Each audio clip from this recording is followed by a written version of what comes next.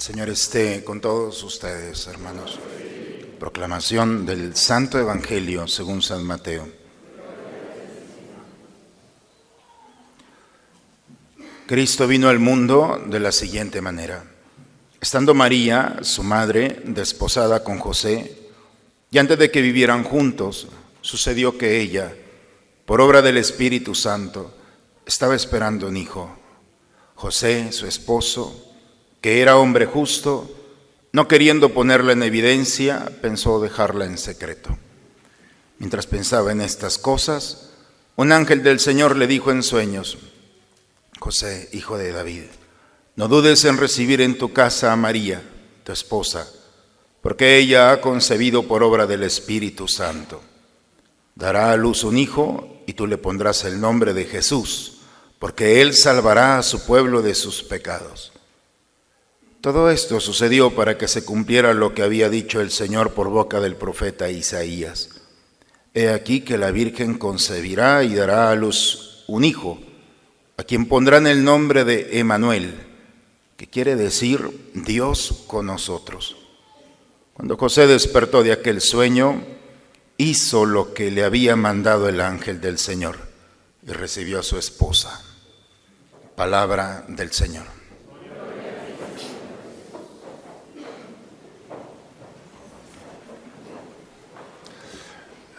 Tenemos Padre confesando en este día, está el Padre Ángel, entonces es un buen día para acercarse a la confesión. Entonces es gratis el día de hoy, entonces, aprovechar este tiempo.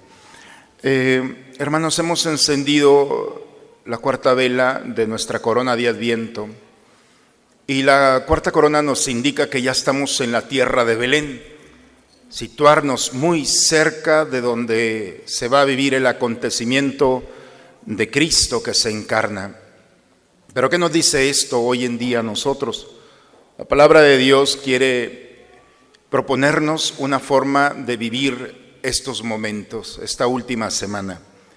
El profeta Isaías, el texto que hemos escuchado en la primera lectura, aparece un rey, Ahaz, y todo rey tiene su reino, y Ahaz tiene el reino de Jerusalén, que también se le llama de Judá. Es muy pequeño, es uno de los reinos más pequeños de su tiempo, pero tiene una característica, es el cuello de botella, es el paso obligado del sur hacia el norte, de Egipto hacia Asiria.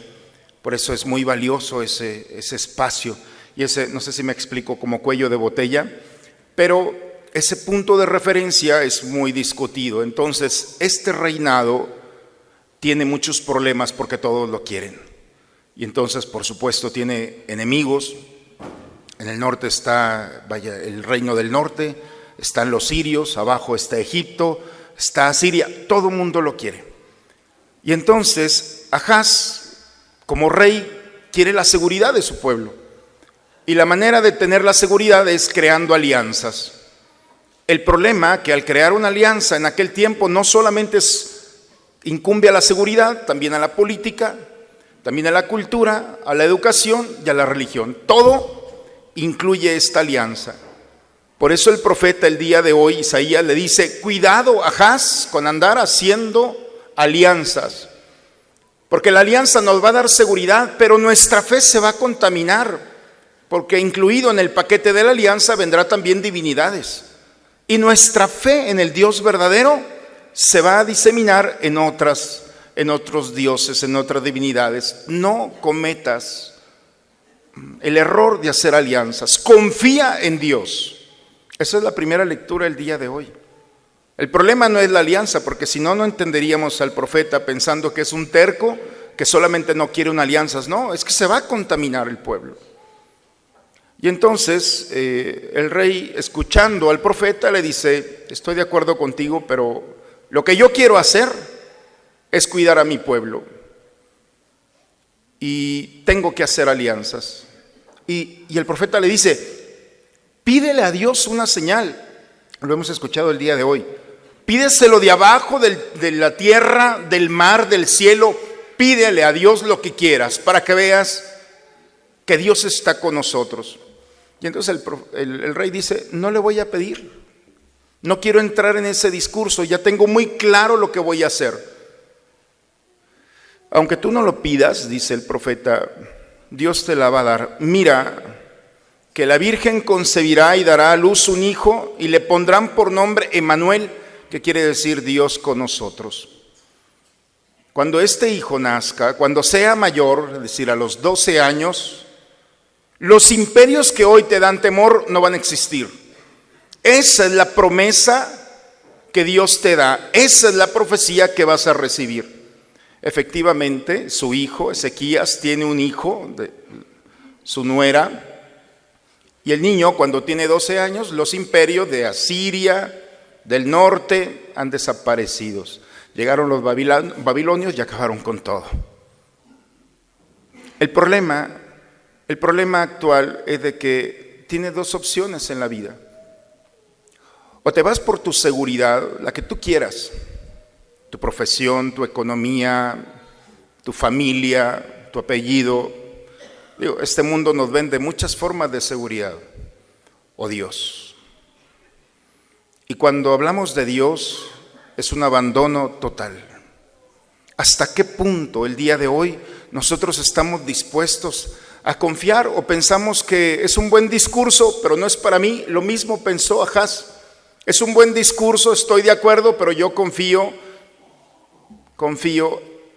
en Siria. Y Siria no fue tan poderosa como Asiria, y después Egipto, y después Babilonia, y todo se acabó. ¿En dónde está puesta nuestra confianza? Es la primera lectura el día de hoy.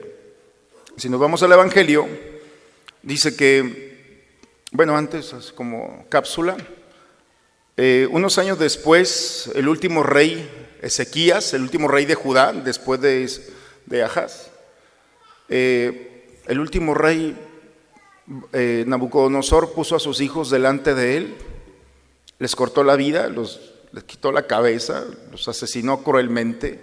El papá, el rey, viendo esa escena, y después Nabucodonosor le sacó los ojos. Es muy temprano para escuchar esto. Peores cosas ven en la tele, ¿no? Pero le sacó los ojos. Fue lo último que vio el padre. Y después se lo llevó caminando a Babilonia como un esclavo. La vergüenza, se terminó la estirpe. Acabaron sus hijos. El reinado se suspendió. A partir de ese momento, el pueblo de Israel estaba esperando el nuevo rey. Sabían que Dios no lo iba a defraudar. 500 años, poco más de 500 años tuvieron que pasar para el Evangelio el día de hoy, para que un hombre tuviera un sueño. 570 años aproximadamente, escuchamos el Evangelio el día de hoy. Estando María, su madre desposada, con José, y antes de que vivieran juntos, porque el rito de esposorio es muy bonito en el pueblo de Israel, primero se hace el contrato, después hay un tiempo en el que están separados, y después los amigos del novio acompañan por la novia y se la llevan. Es un rito muy especial.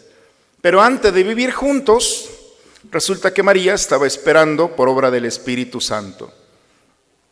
José dice, como era hombre justo, el justo en la Biblia no es aquel que le da a cada quien lo que le corresponde.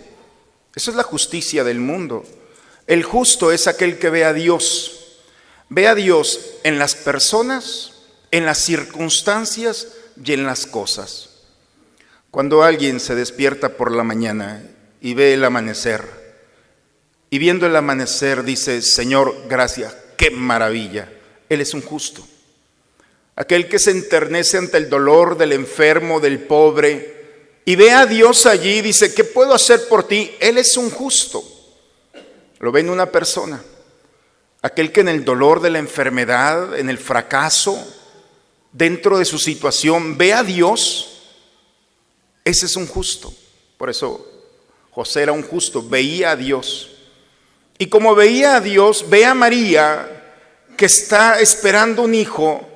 La ley del Deuteronomio y del Levítico decía que esta mujer tenía que ser acusada y lapidada. Esta mujer tenía que morir a piedra. Pero José quiso dejarlo en secreto, dice el Evangelio el día de hoy, porque era justo.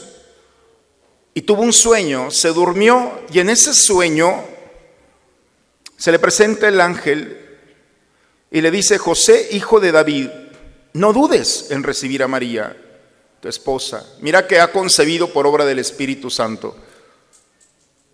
Va a tener un hijo y tú, no otro, te pertenece, porque solamente el padre podía tener autoridad sobre el hijo al ponerle el nombre. Tú le pondrás por nombre Jesús, que será nuestro Salvador. Nosotros podemos pensar que José tuvo dudas de María, pero era un hombre justo, no tuvo dudas.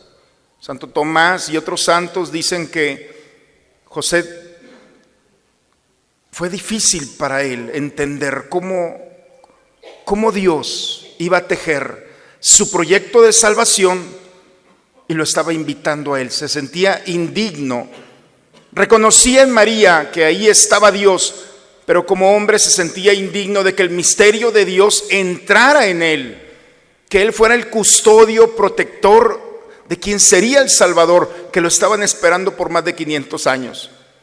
Por eso este sueño le dice: no tengas miedo, no es tu dignidad la que necesito, al contrario, necesito tu humildad para que te hagas responsable de María y del niño. Dice que cuando se despertó era el mismo pero diferente, porque entonces se despertó de aquel sueño y con valor, en el silencio, porque José no habla ni una sola palabra en la Escritura. La que habla es María. Nada que ver con los matrimonios aquí, ¿verdad? Pero la que tiene la última palabra es ella. José es el hombre del silencio y del sueño. Así es que, señora, déjelos dormir, les conviene. En el sueño se resuelven muchas cosas. Aquí dice que se despierta con esa valentía de asumir la responsabilidad, con humildad, se siente tejido en el proyecto de Dios. San Pablo, en la segunda lectura, San Pablo se presenta como el siervo de Dios. El único que había utilizado ese título en el Antiguo Testamento era Moisés. El perseguidor, aquel que se consideraba a sí mismo un aborto, aquel que no entendió lo que Dios hizo en él no buscó a Dios, pero Dios lo buscó en él en el camino de Damasco. Resulta que aquel encuentro rompe las estructuras de este hombre y entonces se pone al nivel de Moisés. Soy el siervo de Cristo, soy el apóstol, estoy llamado a proclamar la buena nueva, el evangelio. Dios me ha escogido, es la certeza que tiene el apóstol. Y entonces dice, hay dos cosas importantes que he entendido, dice Pablo en la segunda. Lo primero es que Dios, sin dejar de ser Dios, asumió una realidad diferente, la de ser hombre. Dios, al encarnarse, tiene una nueva realidad. No sabía lo que era el hombre. Y al encarnarse en Cristo tiene la experiencia de ser hombre sin dejar de ser Dios. Está medio complicado esto. Ser el mismo pero diferente. Y al encarnarse se encarnó de María, del estirpe de David. Y esa encarnación a mí me da una certeza de que Dios es hijo de María, del estirpe de David. Dios se hizo hombre. Para mí me queda muy claro, dice Pablo. Pero también hay otra cosa importante. En la resurrección a mí me dio a entender algo, que Dios no solamente es hijo de hombre, sino también es hijo de Dios.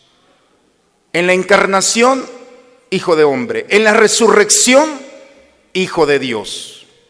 Esas dos realidades, dice Pablo, son suficientes para descubrir que hay una buena nueva, que la encarnación del Hijo de Dios, del hombre, nos posibilita, nos da la garantía de una nueva vida, que es la eternidad, que es la resurrección.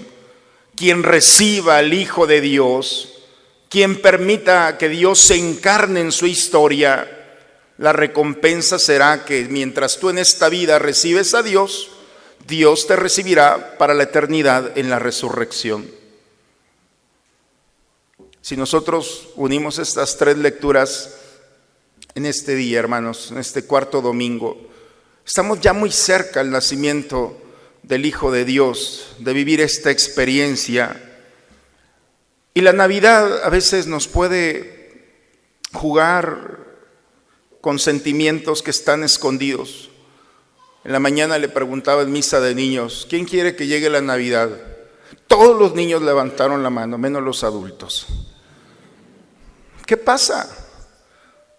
Cuando uno va creciendo se da cuenta que las Navidades se van convirtiendo poco a poco en momentos de tristeza, porque siempre va a faltar alguien, siempre vamos a vivir una situación de dolor, en fin, lo que tenemos o no tenemos. Y entonces la Navidad pierde su atractivo. Lamentablemente estamos muy equivocados, porque la Navidad no depende de lo exterior. La verdadera Navidad depende de un gesto, de una actitud, de un acto de la voluntad. Hoy la pregunta que está en juego a lo largo de todo el mundo, porque hay misa en todo el mundo, es la misma pregunta que nos hace el día de hoy la palabra. ¿Confías en mí? ¿O cuál es tu confianza? Puedes ser Ahaz, decirle, sí entiendo, pero no quiero confiar en ti. O puede ser María, el modelo de decir, venga, soy la esclava del Señor. Y cuando alguien acepta el misterio de Dios, cuando alguien se abandona en Él, entonces empezamos a vivir la experiencia de ser sostenido no por las seguridades de este mundo, sino por la seguridad de Dios. Los salmos proclaman que aquel que será confiado en Dios nunca será defraudado. Abandonarte en el Señor no es el consuelo del imprudente o del inocente. Es la misma pregunta que nos hace el día de hoy. Yo la tengo muy claro porque mi mamá, entre las cosas que nos decía, hijo, que te quiten todo menos a Dios. Que te quiten todo menos a Dios. Que se lleven todo. Dios lo devuelve en cantidad. Bueno, no sé si mi mamá estaba equivocada, no sé qué piensan ustedes, pero a mí me ha funcionado. Es la pregunta del día de hoy.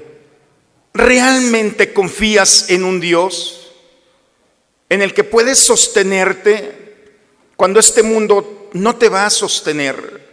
Cuando todo mundo se va ante el fracaso, dolor, tu mismo pecado. Esa es la pregunta que está de fondo. Y cuando nosotros nos permitimos, como en el Evangelio, dentro de nuestra indignidad, Señor, es que no tengo nada que ofrecerte, mejor. Porque no se trata de ofrecer, no se trata de nuestra dignidad. La experiencia de Dios lo único que quiere es nuestra oscuridad. Dice el mismo profeta, el pueblo que caminaba en tinieblas vio una gran luz. Capítulo 9 de Isaías. Nuestra forma de prepararnos a este misterio es en ese momento en el que dentro de mi oscuridad me acerco a Dios para presentarle mi historia, y esa luz que Él ofrece nos vaya iluminando mente, corazón, cuerpo, vaya tejiendo nuestra vida. En ocasiones le tenemos miedo a Dios, no es una amenaza. Como adultos tenemos que entender que Dios no es una amenaza, no viene a condenar. Él viene a salvarnos, viene a tejer su misterio en nuestro misterio. Y lo que nosotros no queremos es lo que Él quiere, porque lo único que no tiene de nosotros es el pecado. En todo igual a nosotros, menos en el pecado, y nosotros no queremos dárselo. Cuando el hombre se desprende de su pecado con humildad, cuando permite que Dios ilumine su oscuridad, sus miedos, angustias, enfermedades, entonces vamos a poder entender lo que Pablo entendió, que en el momento en el que el corazón se transforma en un pesebre, en el momento en el que yo permito que Dios entre en mi historia, entonces no solamente ilumina mi proyecto en esta vida, sino también tengo asegurada la resurrección. Y la resurrección consiste en tener la certeza que esta historia no se acaba con la muerte, que después de la muerte es la eternidad. Y así como ha cumplido sus promesas, las seguirá cumpliendo. Si Él dijo, volveré por ustedes, porque en casa de mi Padre hay muchas habitaciones, entonces esa promesa la va a cumplir. Dos cosas, hermanos, son importantes para el cristiano. Primero, que nuestro cuerpo, nuestra casa, se convierta en un Belén, se convierta en un hospedaje de Dios. Para que si nosotros tenemos la generosidad de abrirle nuestra puerta y entrar en Él, al final de nuestros días podamos con Él gozar también de su casa, que será la eternidad. Este año particularmente, estos dos misterios se van a dar en el mismo día. El día 25, el día del nacimiento, de la encarnación del Hijo de Dios, será en domingo. Y el domingo es el día de la resurrección. Dos misterios que se van a tejer y este año los tenemos a la puerta, en el que por una parte permitimos que Dios venga, ilumine nuestro caminar, no por nuestra dignidad, sino porque Él así lo ha querido. Y por otra parte participar en el mismo momento de la experiencia de resucitar, de recuperarnos en el Señor. Pero esto es opcional, hermanos. No es obligatorio creerlo. Ahaz fue libre, como María fue libre. Pero si alguien aquí dice, me la juego con el Señor, y entonces entra en el misterio de su indignidad, se la presenta a Dios, confía en Él, entonces la encarnación se hace posible y seguramente la resurrección se hará posible por la gracia y por la misericordia del Señor al final de nuestros días. Bien, hermanos, pues esta es la lectura, estas son las lecturas de este domingo. Nos queda una semana para vivir el misterio en la que toda la iglesia recordaremos con alegría que Dios se ha encarnado. Que no quede fuera de nosotros este misterio. Permitamos que Dios nos sorprenda en esta vida con su amor, con su gracia, y recuperando nuestra historia podamos iluminar nuestra historia y la historia de aquellos que el Señor ha puesto a nuestro lado. Y que al final de nuestros días, por la encarnación del Hijo de Dios en nuestra historia, podamos vivir la verdadera historia que es la eternidad. Que Dios nos permita que su palabra ilumine nuestros corazones y podamos decirle como María, sí, acepto este proyecto. Que ella, como intercesora, ilumine y nos dé la sensibilidad para aceptarlo. En el nombre del Padre, del Hijo y del Espíritu Santo.